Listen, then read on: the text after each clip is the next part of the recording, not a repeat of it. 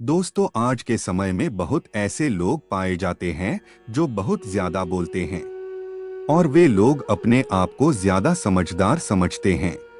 लेकिन वे नहीं जानते हैं कि ज्यादा बोलने से हमारा ही नुकसान होता है। लेकिन हमें चुप रहने से भी ज्यादा फायदा होता है। कुछ लोग भोजन करते समय भी ज्यादा बोलते हैं। भोजन करते समय बोलना चाहिए कि नहीं? इससे हमें क्या फायदा और हानि होती है?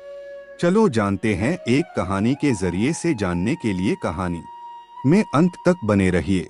उस समय की बात है जब बुद्ध को ज्ञान प्राप्त नहीं हुए थे और बुद्ध एक नदी के किनारे वनों में पीपल के वृक्ष के नीचे ध्यान करते थे। महात्मा बुद्ध प्रतिदिन ध्यान करने के बाद पास के किसी गांव में चले जाते और भिक्षा मांगकर लौट आते।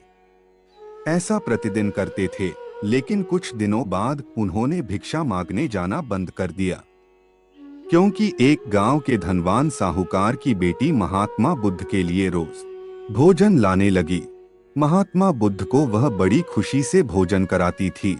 कुछ दिनों बाद उसी गांव का एक चरवाहा व्यक्ति भी बुद्ध से खुश होकर उनके पास आने लगा। एक दिन चरवाहे से बुद्ध जी बातें कर रहे थे कि उसी समय साहूकार की लड़की भोजन लेकर आई। जैसे ही बुद्ध ने भोजन करना शुरू किया, उन्होंने बातचीत करना बंद कर दी।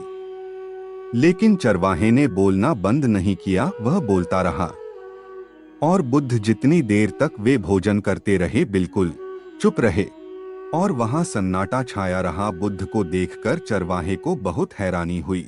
चरवाहे ने बुद्ध के भोजन करने के बाद उनसे पूछा, हे गुरुदेव, आप मेरे आने के बाद से लगातार बातें करते रहे, किंतु भोजन करते समय एक शब्द भी नहीं बोले, इसका क्या कारण है? बुद्ध बोले, भोजन का निर्माण बड़ी कठिनाई से होता है। किसान पहले बीज बोता है, फिर पौधों की रखवाली करता है और तब कहीं जाकर अनाज पैदा होता है। फिर घर की महिलाएं उसे बड़े तरीकों से खाने के योग्य बनाती हैं। इतनी मेहनत और कठिनाई से तैयार हुआ भोजन का पूरा आनंद तभी आता है जब हम पूरी तरह मौन हो और भोजन करने के चुपचाप रहकर उसका पूरा स्वाद लेता हूँ।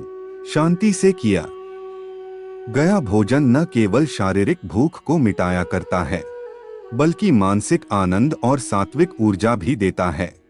दोस्तों, इसी प्रकार हमें भी भोजन करते समय नहीं बोलना चाहिए और हमें चुपचाप रहकर भोजन का आनंद लेना चाहिए। अगर आपको बुद्ध के द्वारा बताई गई जानकारी पसंद आई हो तो कमेंट और लाइक करके जरूर बताएं। और आप चैनल पर नए आए हैं तो अपने कोमल और दयालु मन से सब्सक्राइब करें।